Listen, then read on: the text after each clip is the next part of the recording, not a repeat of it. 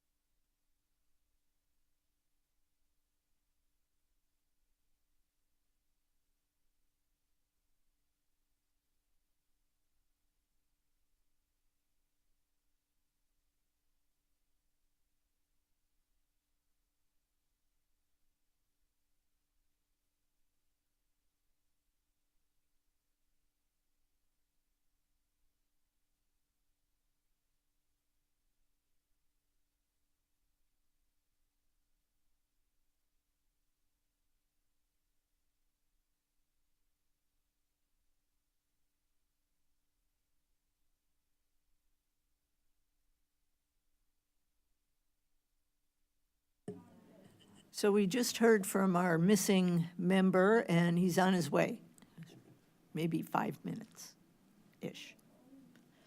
So we apologize for that, and we'll get started as soon as he arrives.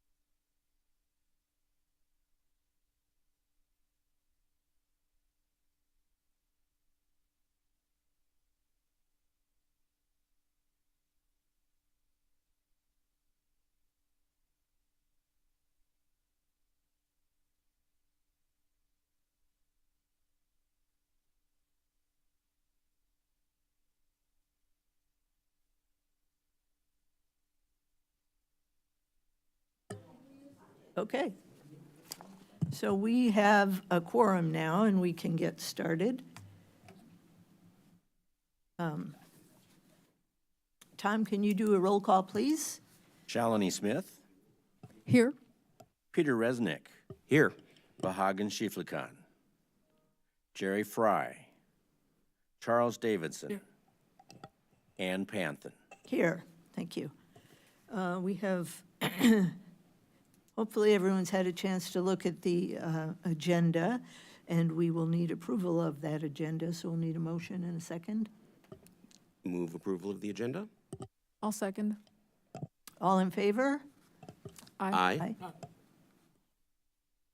All right, approval of the minutes of the previous meeting, which was on October 15th, 2024. I'll put forth a motion to approve those minutes. Yep, second. All in favor? Aye. Aye. Thank you. Public input. Anyone that would like to address the Human Relations Commission, please come on up. Okay. Moving on, we have unfinished business.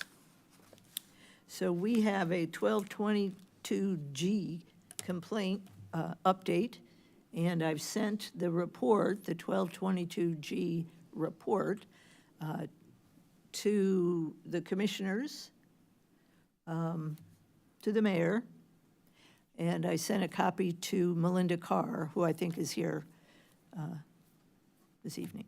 No. You.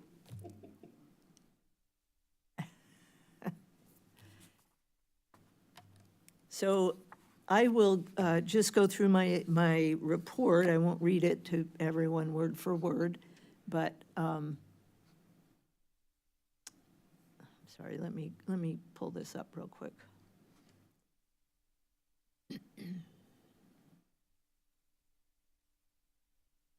So in August of 2024, at our regularly scheduled meeting, some members of the public attended and presented the commission with a complaint along with a petition attached to the back of the complaint.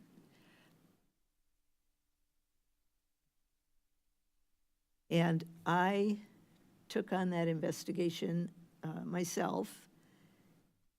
And I spent from that point until this point, which is, I think, exactly 90 days, talking to people who have been involved in the Hope Village project, reading all the available news stories that were printed over the years. The first story, I think, was in late 2022.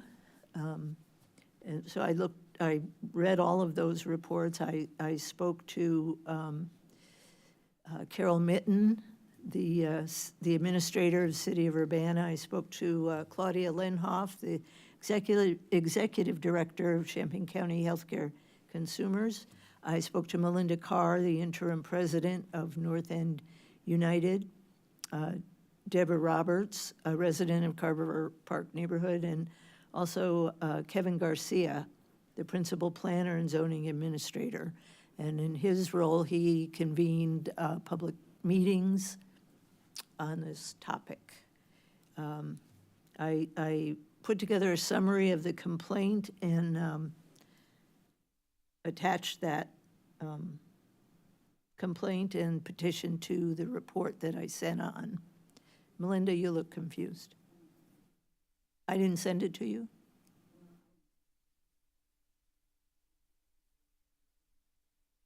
Okay, all right. I sent it to your email. Maybe Friday afternoon? No?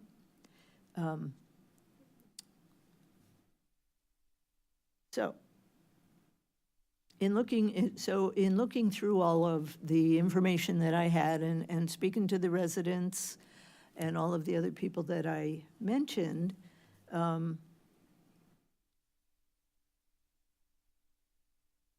I did not see that this rose to the level of discrimination by the city of Urbana, which is what the complaint alleged. The project was was funded partially by the American Rescue Plan Act, the ARPA, and in that list of ARPA applicants, which was, I don't remember how many, 30 applicants perhaps. This was one of the projects that was partially funded. It was not wholly funded, it was partially funded. And as soon as that happened, public meetings began to happen. There was posted signs at the construction site just north of the Carver Park neighborhood about neighborhood meetings. I looked through the list of neighborhood meetings and opportunities for public input. There were over 18 of those meetings scheduled. Many of them well-attended, many of them recorded because they were in front of these cameras and with microphones for people to speak into. So we were able to go back and listen to those meetings and hear what was said by the residents and other people speaking to the council and to the Planning Commission. I know that the neighborhood was walked by Claudia Lenhoff and consumer healthcare or healthcare consumers, and information was handed out to residents. They knocked doors, spoke to residents in person, made themselves available. It seems like every step of the way there was an opportunity to reach out to the folks who were involved in planning this process. Not only the city of Urbana, but the University of Illinois was involved, Champaign County Healthcare Consumers, of course, and Carle Hospital was also involved. And all of that information is available either in my report, which I apologize that you didn't get it. I only sent it to one person because I didn't want to just blast it all over. But since Melinda had been kind of the spokesperson in my mind, I sent it to her, assuming, of course, she would distribute that. But if she didn't get it, it didn't bounce back, but that doesn't mean that you got it either. I understand that. Also, I want to mention that I did a Zoom call with Melinda Carr and Deborah Roberts, and I think Evelyn Underwood, I think you were in the background on that Zoom call. No, you were not. And I know, I thought I saw you there, but if you weren't, okay. Also, Richard Painter. Yes, was on that call. And it was interesting to hear from him, but even though Mr. Painter is from here and has opinions in this area, he does not live here, and he was not involved in this project. So I did not put him down as a witness. I just want to mention that.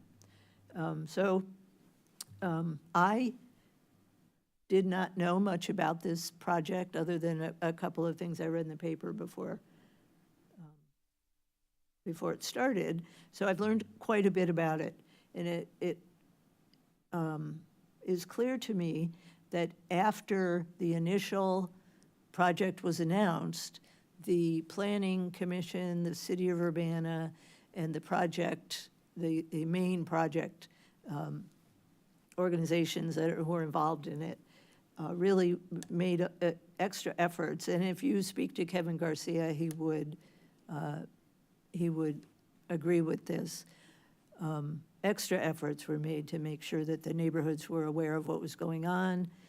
And also, he mentioned to me that several changes were made as a result of neighborhood input.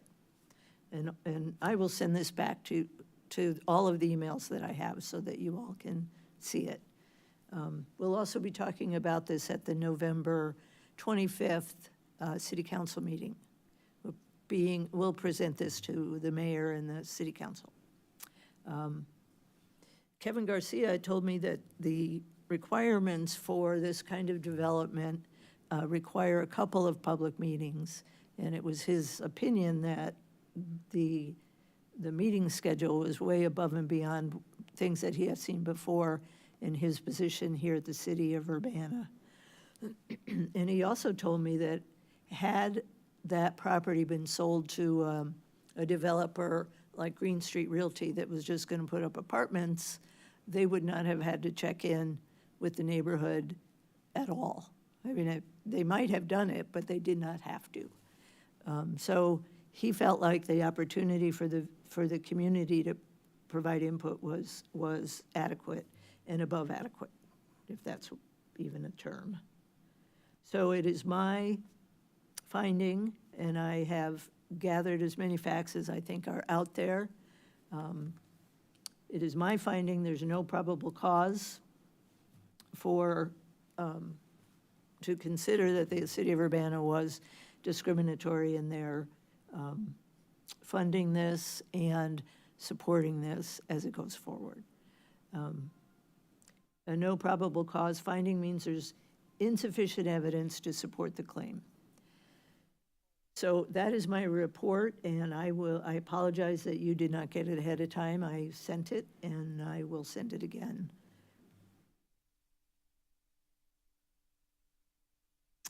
Okay.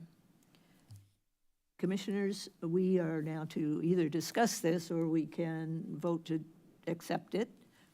I've not done this part of it before, so I don't know. Okay. This is the first time we've, I think, done this extensive an investigation.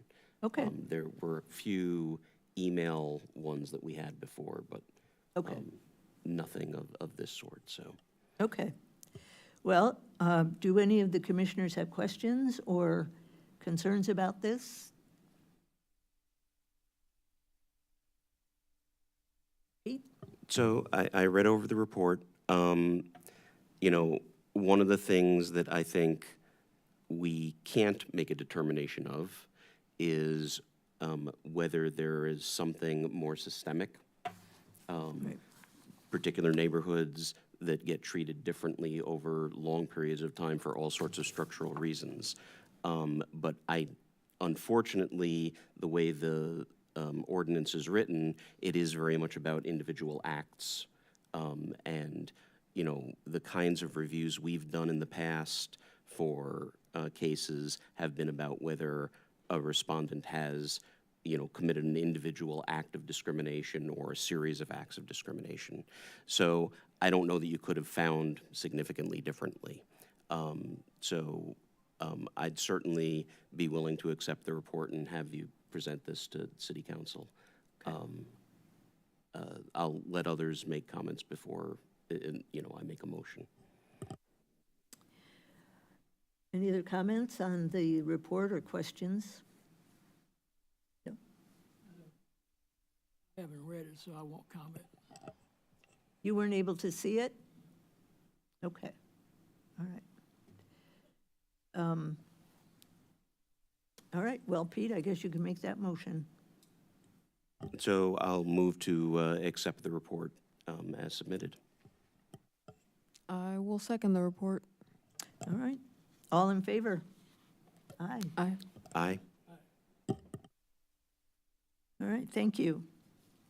And just as a reminder, we will, Carla Boyd and I will be at the November 25th City Council meeting, which I think those are at 7 p.m., to present this to the mayor and the City Council. All right. Yes.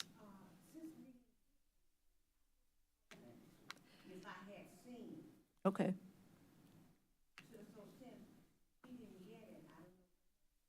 Yeah.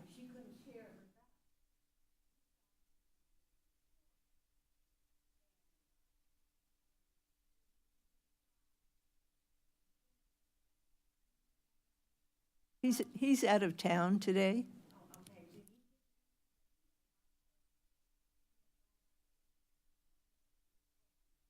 Okay.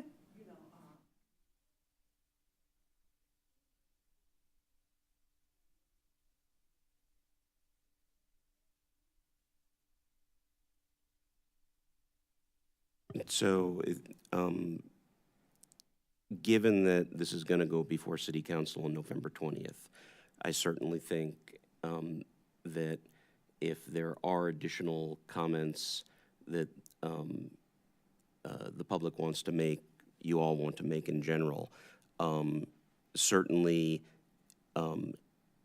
there's a couple of levels here, but I think submitting them beforehand directly to the city council is probably a good idea. Going to the city council meeting on the 20th is probably a good idea. I don't know,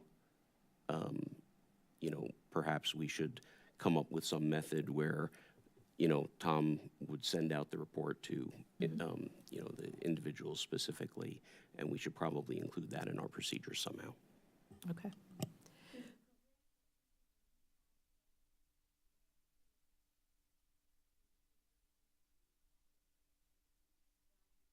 Well, this particular type has not been done, at least while we've been here. Right.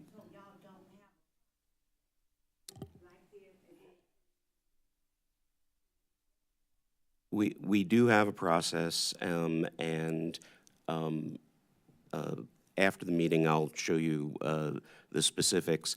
The thing with this particular one, before we'd had simple written submissions, we did reviews, we submitted them, and we've gone through a simple process, but not one with a full investigation.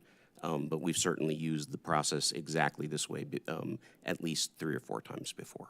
So, but we can chat after the meeting about where that process is and how that follows. I'm glad to follow up with folks. Well, we're not, so we're going to move on in this particular meeting, and Yes, but we didn't get an opportunity, I don't feel, because we didn't know, and there are people here. yeah.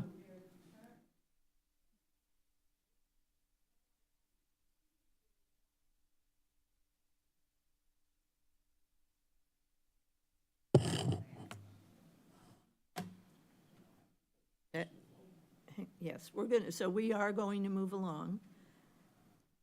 Just to clarify, that the date is November 25th for the city council meeting, Monday, November 25th. Monday, November 25th, yes, 7 PM is the next meeting, and it will cover this. And Carla tells me we're near the beginning of the agenda, so that's one good thing.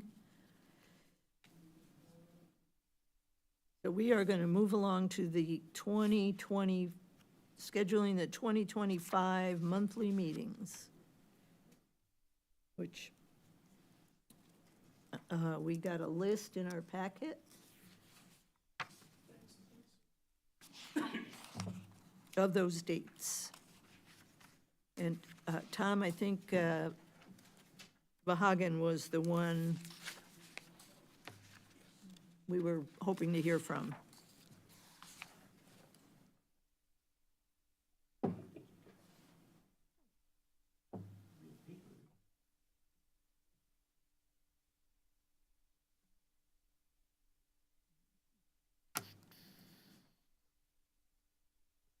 Madam Chair, the list option A is the one that was shared with the commissioners. We asked for any comments. We did not hear from any of the commissioners, including Vahagan Shiflekhan. So at this point, you might want to just go forward with this option, and any changes could be by motion. Yes. And we don't have to approve these, do we? You do want to accept the page as a whole, or any changes? Okay. So that you can go on record as this is your schedule. Okay. A year in advance. Okay. Yes. All right, so I'll make a motion to approve these dates for 2025. A second would be, I'll second. all right, all in favor? Aye. Aye. All right. Then we have it all mapped out, Tom. Ready to go. All right, we're going to move on to consideration of EEO workforce statistics. This month, we do not have any of the automatic approval ones. And it looks like we have, I think, 7. Yep, 7. So maybe we'll do go ahead. Okay, so, the recommendations for EEO certification or recertifications are as follows. Ken's Oil Service, we're recommending 2 years. Co-Equipment Incorporated, 2 years. TriTech Software Systems, 2 years. Ideal Environmental Engineering Incorporated, 1 year. JT Tree and Crane, 2 years. Center for Public Safety Management LLC, 1 year, and 72 Hour LLC for 2 years.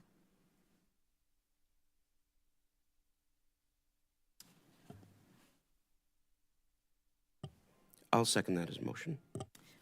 Thank you. All right, do we have discussion on any of these?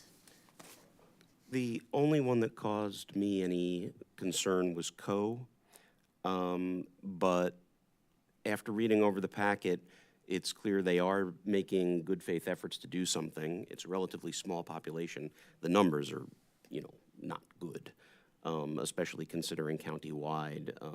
But, in their small community, it is what it is. So my feeling was, and they only had a very tiny workforce turnover for the year. So it wasn't like they were going to make vast strides. Given the size, given the numbers they're dealing with, I figure 2 years is perfectly reasonable. But it was not good, obviously.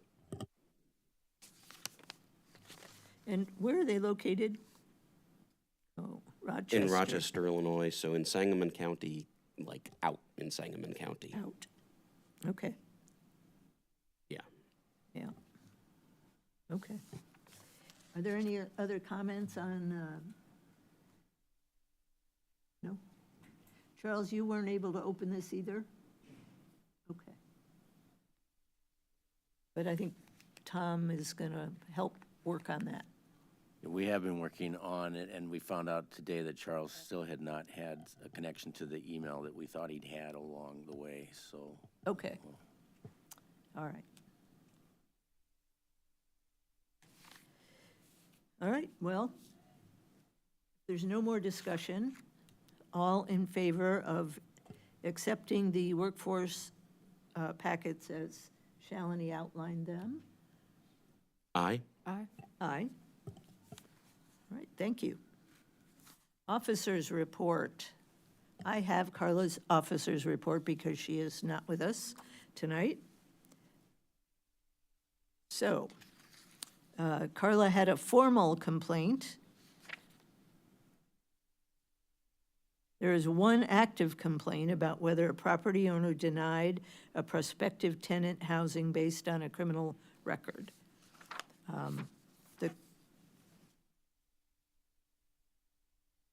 The complaint sent to the city attorney. Okay. Oh, no, this is a different one. She had a complaint about an employer denying employment based on race. It is now closed. The final investigation summary has been sent to the city attorney for review and signature. She received an inquiry about the monopolization of student housing providers, and this was from a news reporter. The complainant has not returned, so has not gotten back in touch with Carla.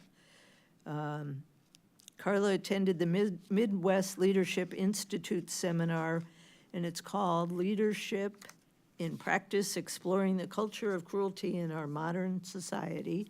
That was on October 30th. She had a homework assignment from that.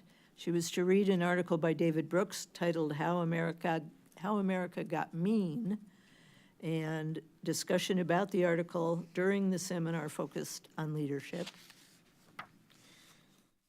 And then due to a couple of unfortunate family emergencies, she was unable to attend the Black Mental Health and Wellness event nor the U of I Celebration of Diversity breakfast. She also, Carla also provided technical assistance to me as I put that report together. And she will be attending the Race Forwards Facing Race Conference 20th, 21st, and 22nd, which is right now, and that's where she is. So that is what Carla has submitted for her report. Tom, do you know of the two formal complaints? Are they in process? Do we know if there's a result in those? No probable cause finding, probable cause finding, they're coming for hearing. What do you know what the state of those two is? The one that went to the city attorney, I honestly do not know that one. The other one that was listed is still open and under investigation. Under investigation. Okay, thanks. Okay. Announcements. This commission has 3 openings. And our next scheduled meeting is Tuesday, December 17th, 2024, at 5:30 p.m. Are there any other comments from the commissioners? Okay. This meeting is adjourned.